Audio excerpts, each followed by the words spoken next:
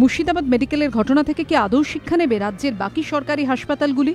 রবিবার এবিপি আনন্দর ক্যামেরায় যা ধরা পড়ল তাতে আরও বেআব্রু হল রাজ্যের সরকারি হাসপাতালের অগ্নি সুরক্ষা।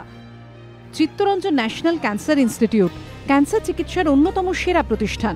আগুন লাগলে যে পরিকাঠামোকে ব্যবহার করে মোকাবিলা করা হবে তার বর্তমান চেহারাটা দেখুন। ভাঙা পাইপ, হোস পাইপের জায়গা দখল করেছে খালি বোতল, টিস্যু পেপার। কম কিছু নেই, পাইপ তো এই যে ফাটা, কিভাবে জল দেবেন? জল যাবে কিভাবে? এটা কোথাকার পাইপ উঠিয়েছেন আপনি? আপনাদের 3.5 তলা মেজারমেন্ট করে পাইপ তো ফাটা, জল যাবে কি? ওইটা আমার দেখার, এটা আমি বলতে পারছি না কি করে কি ফাটা না কি অ্যাকচুয়ালি। আপনি কালকে আসবেন, কর্তৃপক্ষের সঙ্গে কথা বলবেন।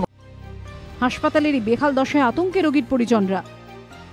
পেশেন্ট নিয়েছি আমরা, আতঙ্ক ছাড়া আর কিছু নেই আমাদের করার মতো কোনো উপায় নেই।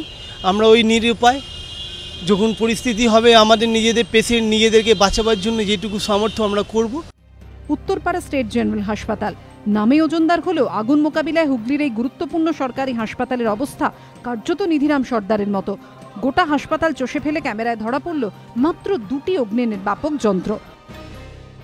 ফায়ার এখানে আছে, মানে এগুলো বোধহয় পরিষ্কার হতে গেছে। এখানে ছিল কদিন আগে, মানে এর মধ্যে আমি আজকে দেখছি না, মানে খুলে নিয়ে গেছে বা কিছু, মানে ব্যবস্থা আছে।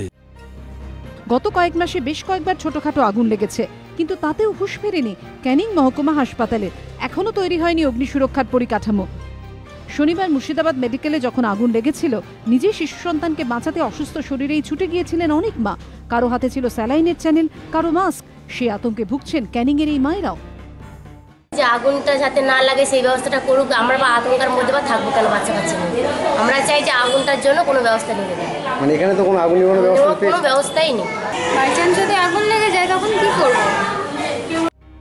অগ্নি সুরক্ষা বিধি মানা হচ্ছে না বাসন্তী প্রাথমিক গ্রামীণ হাসপাতাল, কুচিতলা প্রাথমিক স্বাস্থ্যকেন্দ্র, মডের দিকে গ্রামীণ হাসপাতালেও। এই না মানার তালিকায় রয়েছে উত্তরবঙ্গ থেকে দক্ষিণবঙ্গের একাধিক ব্লক হাসপাতাল থেকে মেডিকেল কলেজ। এই উদাসীনতার পরিণতি যে কতটা মারাত্মক হতে পারে তা কিন্তু চোখে আঙুল দিয়ে দেখিয়ে দিয়েছে শনিবারের মুর্শিদাবাদ মেডিকেল কলেজ। পার্থপ্রতিম ঘোষ, শান্তনু নস্করের রিপোর্ট, এবিপি আনন্দ।